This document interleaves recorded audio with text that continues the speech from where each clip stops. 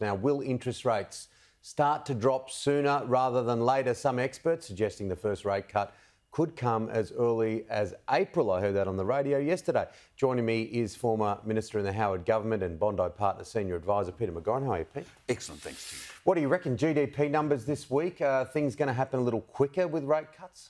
Quite likely. The GDP numbers are disastrous. Where the December economic output only grew by December quarter only grew by 0.2%, which gives us an annualised GDP growth rate of 1.5%. And you've got to go back to 2010 for the economy to be growing by such a small amount. So last year it was 2.5%. We're in trouble, Tim. There's no question. Now, that's going to increase unemployment. It'll increase pressures on wages. So the Reserve Bank's going to have to balance the fight against inflation with the need to give business some investment incentives, because that's the problem. And households are not spending. The reason the GDP is collapsing is because households are not spending. They can't spend. And it's difficult, isn't it? Because they only have the one tool. They only have the one tool to try and get it under control.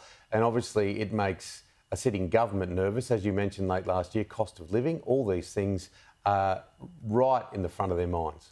Correct. We wouldn't even have a 1.5% GDP growth rate, Tim, except for government spending. That's the bulk of the migration, probably, too. And migration. If it weren't for migration, we would be technically in a recession under one measure, which is per head output. So, look, we've got problems ahead. It's going to be a tough year. Small business is finding it hard.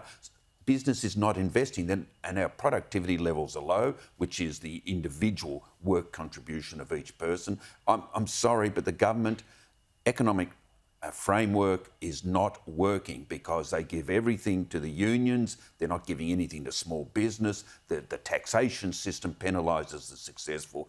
This country is very complacent, and we're going to now feel the effects of it. Yeah, some challenges, but I think a lot of people are really hoping for rate cuts. Now, what about last week's by-election? What do you make of it?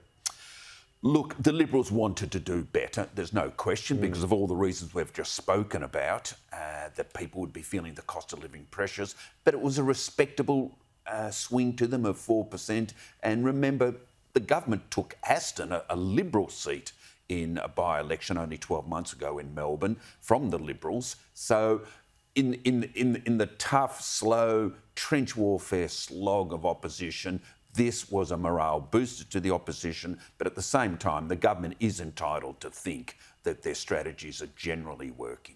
Super Tuesday in the United States, has anything changed? Only that the momentum is with Trump and the size of his victory. The bookmakers now have him in front as favourite.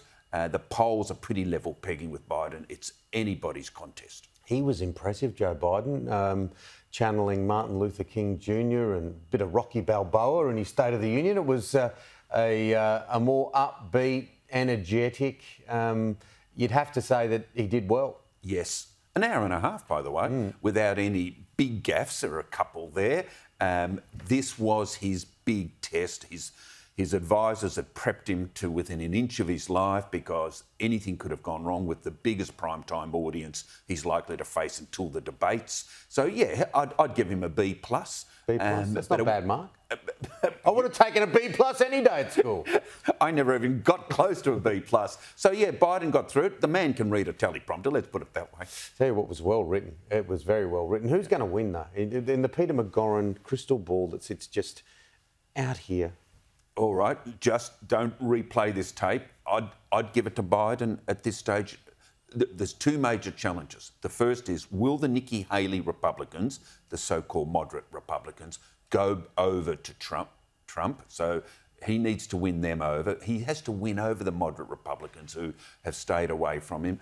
But Biden also, he suffered some embarrassments during his primaries. There's no candidate against him, but some Democrats deliberately, as high as 20% in a couple of the primaries, wrote that they, on the ballot paper, they rejected the candidate. So he has to win them over. Yeah. And remember, it's a voluntary system, Tim. Whoever gets out the vote will win it. So very, very close. If I had to put my money on today, it'd be for Biden, but I might put my money on Trump as a saver.